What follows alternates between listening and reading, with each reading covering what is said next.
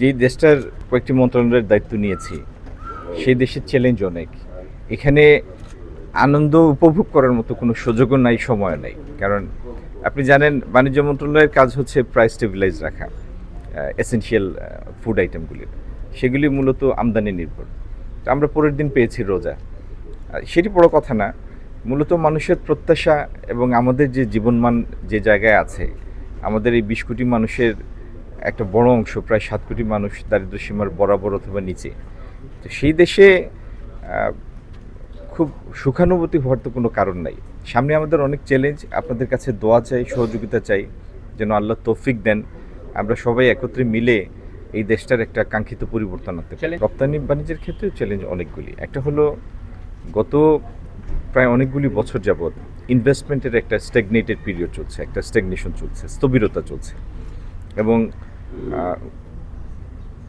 2009 পরবর্তী সরকার সেই সময়ে যদিও তারা প্রত্যেক বছর জিডিপির গ্রোথ দাবি করেছে, কিন্তু that was never complemented by subsequent employment creation. তো যেই কারণে আমরা জব দেখি নেই, জব তৈরি হতে দেখি নেই। এবং এই যে একটা পুঞ্জীভূত বেকারত্ব, ছায়া বেকারত্ব, এটা তো ছিলই। আর বিশেষত আমাদের অন্তর্বর্তীকালীন সরকারের যে দেড় বছরই তো ছিল, 1.5 বছর, আর তার আগের আরও 2 বছর, এই প্রায় 3 বছর সময় ছিল পুরোপুরি একটা স্ট্যাগনেন্ট পিরিয়ড, স্থবিরতা ছিল ইনভেস্টমেন্টের জন্য। এটা তো একটা স্বাভাবিক কথা যে দেশীয় বলেন অথবা বিদেশি বলেন, কোনো বিনিয়োগকারী অস্থিতিশীল একটা পরিবেশে তার বিনিয়োগ নিয়ে এগিয়ে আসবে না। তো বিনিয়োগকে আবার ফেরত আনা, দেশের এবং দেশের বাইরের মানুষের আস্থা অর্জন করা, বিনিয়োগকারীদের আস্থা অর্জন করা, সেই সহায়ক পরিবেশ তৈরি করা, আমাদের যে পাইলড আপ আনএমপ্লয়েড পিপুল তাদেরকে আবার কাজের মধ্যে ফেরত আনা।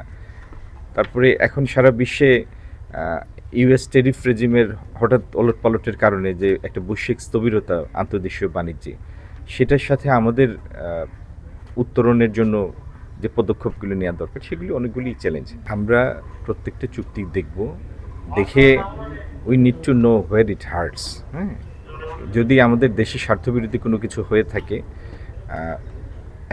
একটা সভরেন স্টেট যখন একটা চুক্তিতে ঢুকে কারোর সাথে, সেটার অনেকগুলি বাধ্যবাধকতা থাকে।